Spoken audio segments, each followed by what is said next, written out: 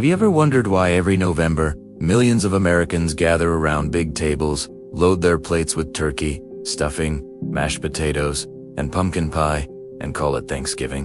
Why do we celebrate this one day with so much food, family, football, and reflection? What is it about Thanksgiving that makes it one of the most cherished holidays in the United States? Today, on All About America, we're going to dive deep into the story behind Thanksgiving, how it started, what it means today, and why it still matters after centuries of change.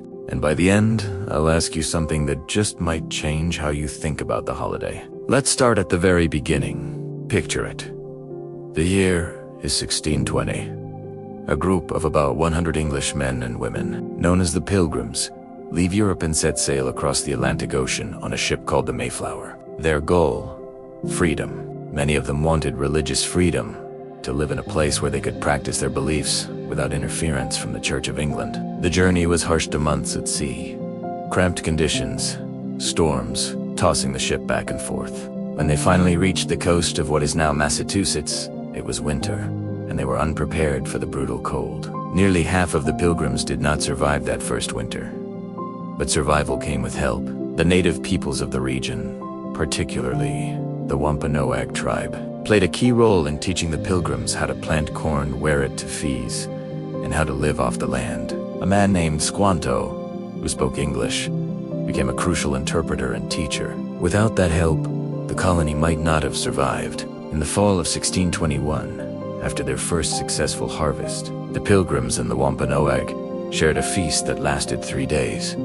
It wasn't turkey and pumpkin pie like we know today. It was venison, seafood, corn, beans, squash foods native to the region. That gathering is remembered as the first Thanksgiving, a symbol of survival and cooperation. Now, here's the thing.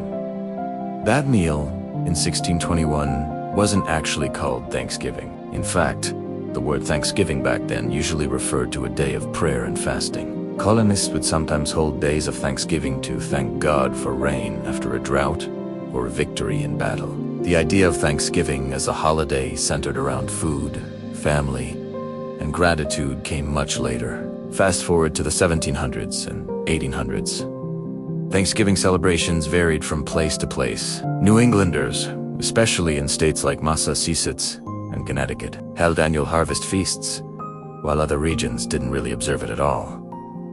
But one woman changed that. Her name was Josepha Hale, and she was a writer, editor, an activist. You might know her as the author of the nursery rhyme, Mary Had a Little Lamb. For decades, she wrote letters to politicians, urging them to create a national Thanksgiving holiday. She believed the country needed a unifying tradition that would bring people together. Her persistence finally paid off during the Civil War. In 1863, President Abraham Lincoln declared Thanksgiving a national holiday to be celebrated on the last Thursday of November. His hope was that, even as the nation was torn apart by war, families could come together to give thanks and reflect. That's how Thanksgiving became an official American holiday. Over the years, the traditions we now associate with Thanksgiving began to take shape. Turkey gradually became the centerpiece of the meal, partly because it was large enough to feed a family and native to North America. Stuffing, mashed potatoes, cranberry sauce, pumpkin pie, all of these became staples of the Thanksgiving table. By the late 19th and early 20th centuries, Thanksgiving was firmly established as a holiday about food, family, and gratitude.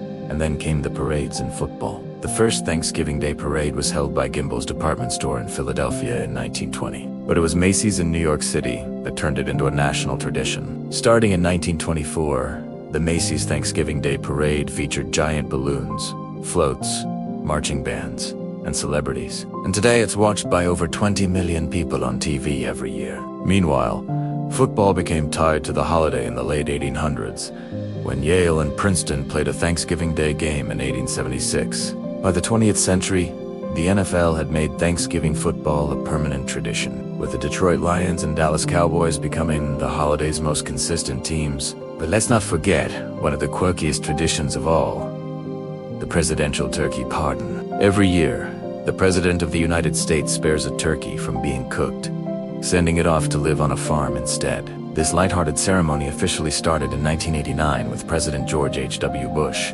although earlier presidents had occasionally spared turkeys too. It's a funny, symbolic reminder that Thanksgiving isn't meant to be taken too seriously. Now, if we zoom in on modern-day Thanksgiving, it's really about more than just food. It's about family.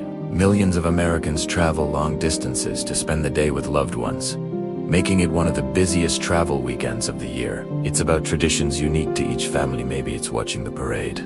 Maybe it's playing touch football in the yard. Maybe it's going around the table and sharing what everyone is thankful for. It's about volunteering too. On Thanksgiving, thousands of people help serve meals at shelters or donate to food drives, remembering that gratitude should be shared with others. Of course, Thanksgiving also has a complex side. For many Native Americans, the holiday is not a celebration, but a reminder of the suffering that followed European displacement and centuries of hardship. Since 1970, some Native groups have observed Thanksgiving as a national day of mourning in Plymouth, Massachusetts. For them, it's a day to honor their ancestors and reflect on the impact of colonization. This perspective is an important part of the Thanksgiving story, reminding us that history is layered and not always simple. At the same time, Thanksgiving continues to evolve. In the South, you might find cornbread dressing instead of stuffing. In the Midwest, Jell-O salads and casseroles often appear on the table.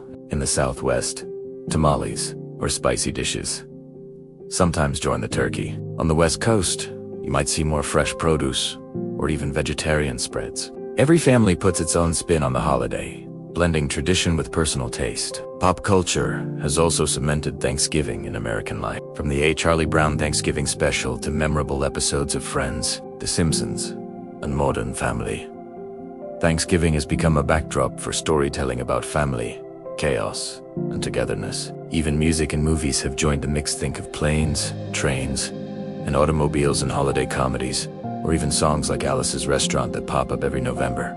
And then there's Black Friday. While not technically part of Thanksgiving, the Friday after the holiday has become almost as famous. What started as a day for post-Thanksgiving sales has turned into a shopping frenzy, with millions of Americans hitting the street. More recently, online retailers for holiday deals. Some love it, some hate it, but there's no denying it's become a part of the Thanksgiving weekend culture. So why does Thanksgiving remain so powerful in American life? Because it's about something simple: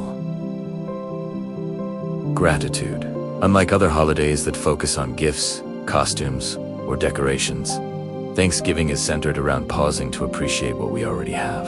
It's about food, yes, but it's also about connection. It's one of the few days a year when families, no matter how busy, try to slow down and sit at the same table. It's about reflecting on blessings, large and small. And the beauty of it is that Thanksgiving isn't tied to any one religion or background. It's celebrated by Americans of all faiths and traditions. Whether your family came here centuries ago or just a few years back, Thanksgiving is a chance to join in a tradition that stretches across the country. So, why do Americans celebrate Thanksgiving? Because it connects us to our history, to each other, and to the idea that even in hard times, there's something to be thankful for. It's a reminder, once a year, to stop focusing on what divides us, and instead focus on what we're grateful for.